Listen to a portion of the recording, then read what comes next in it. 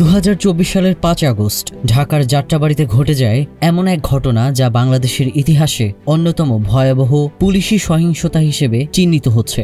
বিবিসির অনুসন্ধানে উঠে এসেছে সেদিন পুলিশের গুলিতে কমপক্ষে 52 জন সাধারণ মানুষ নিহত হন।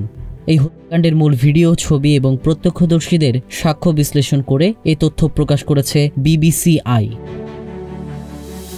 সেদিন বিক্ষোভের নেতৃত্ব দিচ্ছিলেন শিক্ষার্থীরা। 36 দিনের লাগাতার আন্দোলনের সেই চূড়ান্ত দিনে প্রধানমন্ত্রী শেখ হাসিনা ক্ষমতাচ্যুত হন এবং ভারতে পালিয়ে যান। এর কিছুক্ষণ পরই যাত্রাবাড়ি থানার ভেতর থেকে পুলিশ আচমকা গুলিবর্ষণ শুরু করে। এক আন্দোলনকারীর মোবাইলে ধারণ করা ভিডিওতে ধরা পড়ে সেই নির্বিচার গুলির মুহূর্ত। দুর্ভাগ্যজনকভাবে ওই ভিডিওধারী মিরাজ হোসেন নিজেও সেদিন নিহত হন।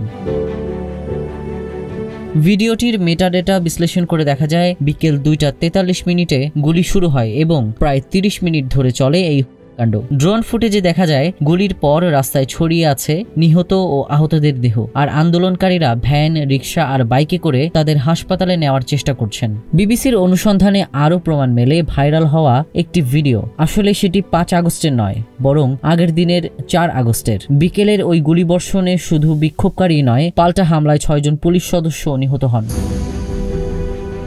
পুলিশ ইতিমধ্যে সংশ্লিষ্ট কর্মকর্তাদের বিরুদ্ধে মামলা নিয়েছে এবং বলছে ঘটনার সঙ্গে যুক্ত কাউকেই ছাড় দেওয়া হবে না। যাত্রাবাড়ির রক্তাক্ত বিকেল আরেকবার প্রমাণ করলো দমন পীড়নের শেষ হয় না, সত্য একদিন সামনে এসেই পড়ে। প্রশ্ন এখানে একটাই, এই 52 প্রাণের বিচার আদৌ হবে তো? News desk, news flash 71।